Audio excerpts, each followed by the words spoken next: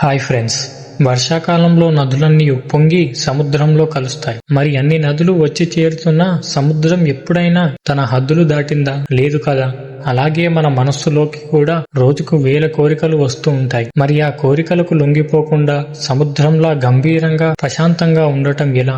దీనికి శ్రీకృష్ణుడు చెప్పిన ఓషన్ ఫార్ములా ఏంటో ఈ 2వ అధ్యాయం 70వ శ్లోకంలో చూద్దాం. ముందుగా శ్లోకం అర్థం ఏంటంటే, నదుల ద్వారా నీరు నిరంతరం వచ్చి చేరుతున్న సముద్రం ఎలాగైతే చలించకుండా తన పరిమితిని దాటకుండా నిశ్చలంగా ఉంటుందో, అలాగే కోరికలన్నీ ఎవరి మనస్సులో ప్రవేశించినా కూడా అతడు చలించకుండా ఉంటాడు. అటువంటి వాడే శాంతిని పొందుతాడు. కోరికలను అనుభవించాలని తప్పించేవాడు శాంతిని పొందలేడు. శ్రీకృష్ణుడు ఇక్కడ మన మనస్సు యొక్క కెపాసిటీ గురించి మాట్లాడుతున్నాడు. మనం బతికి ఉన్నంత కాలం కోరికలు వస్తూనే ఉంటాయి. వాటిని ఆపడం ఎవరికీ సాధ్యం కాదు. కానీ ఆ కోరికలు మనల్ని మార్చకుండా చూసుకోవడం మన చేతుల్లో ఉంది. సముద్రం లోతుగా ఉంటుంది కాబట్టే అది నదుల ప్రవాహానికి చెలించదు. అలాగే మన బుద్ధి ఆత్మజ్ఞానంతో లోతుగా ఉంటే బయటి ఆకర్షణలు మనల్ని కదిలించలేవు.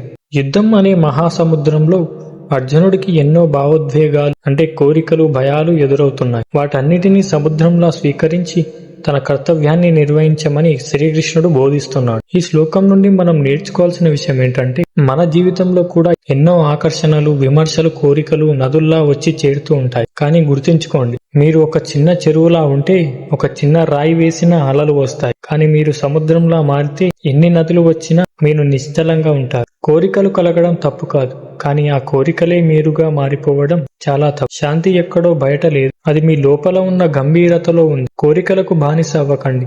కోరికలను మీలో కలుపుకునే సముద్రంలా మారండి. అహంకారాన్ని, మమకారాన్ని వదిలేసి పరమశాంతిని పొందే ఆఖరి మెట్టు ఏంటి?